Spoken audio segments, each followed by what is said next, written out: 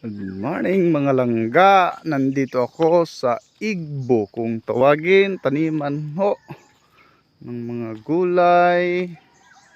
Yan, government project po ito from the office of ex-governor Uy. Pero last term na niya,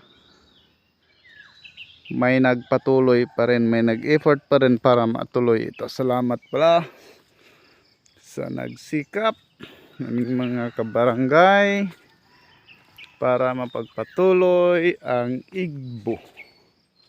Yan po sa kabila, kamatis ho yan. Yan. Ganda tingnan, diba? Maliit lang ho yan kasi ilang tao na lang ho ang naggawa nito, nagtrabaho nito. Yung iba hindi na kinaya.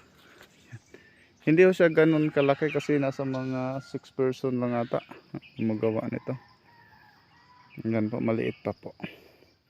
Tsaka meron pa rin po silang manukan. Yan, sa susunod na video ko po makikita ninyo.